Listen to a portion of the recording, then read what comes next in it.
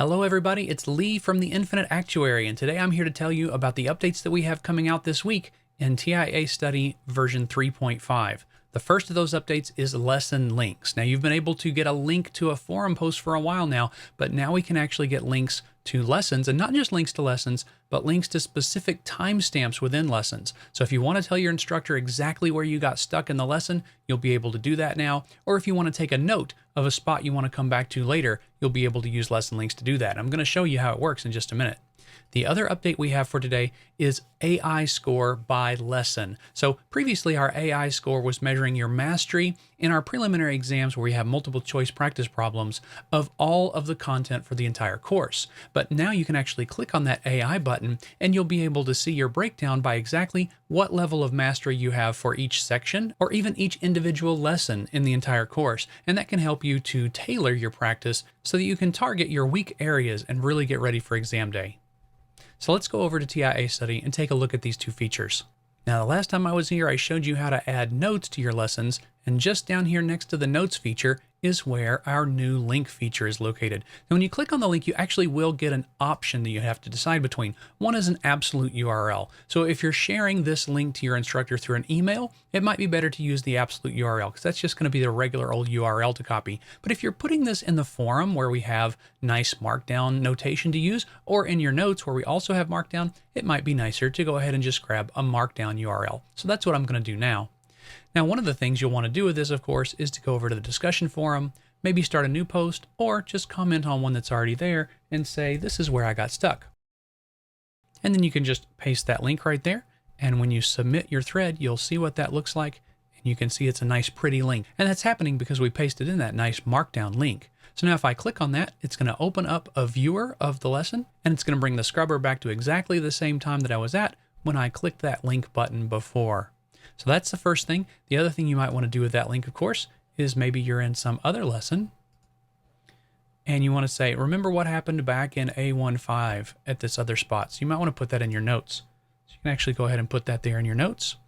And then when you click on it, it will open up your viewer back over into A15. And again, bringing our scrubber to exactly the same spot that we left off before. Right? We can see here, we're actually still in the notes for A16. So we can return to A16 simple interest using that arrow there. Right, so that's how we get links to lessons and to specific timestamps within lessons. The other new feature is in our practice tab, and that's what's happened with our AI score. So now we're not just looking at what our AI score is, we now have the opportunity to view our AI score breakdown. Now my AI score is pretty low for this course. It's an 8 out of 100, so I haven't done too much work yet, but I can actually now see exactly where that work that I've done is located. So we can see I haven't done any work in B through G, but in section A, I've actually done some work. Now, if I actually click on this topic right here, that's not going to show me the breakdown by chapter. It's actually going to launch guided practice on section A. If I click here, it'll launch guided practice filtered to section B and so on. If I want to see my breakdown by chapter or even lesson, then I need to go on over to the next tab.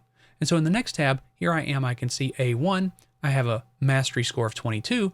A2, I've actually done really well. I have a mastery score of 97 out of 100 for that section. But again, for the rest of the chapters, I haven't done any work at all yet. And if I want to see this by lesson, I'll click over to the lesson tab, and now I can see that in A12, I've done pretty well. A13, I've done really well. I've got an 80. A14, well, there was only one problem, but I finished it, so I've got a 100% AI score for that lesson. A15, I've finished 2 problems, and my AI score is 53. And again, if I click on any of these, I'll launch directly into guided practice on the problems from that section that I'm clicking on. So this is a way, using the heat map, you'll be able to see very quickly which sections you've done well on, which sections you still need to do some more work on. There's actually another way to view the AI score breakdown that I wanted to show you as well. So if I come out of the AI score breakdown that way and go into Browse All Problems, I now have my little AI robot button up here at the top corner of my list of all the problems and all the lessons. And if I click on that, it's going to show me my AI score for each section here. And so then I can drill down into section A and I can see what my AI score is for each chapter. And then I can drill down within that chapter and see exactly what my AI score is for each lesson. Now, in this case, I can't just click on this to start guided practice, but I can use it to help me design a filter that I might want to use to tell me which sections that I want to spend more time working on next. Right, so that gives us another way to view our AI score breakdown, and does so in a way that gives us the option to create our own filter based on the AI score that we have.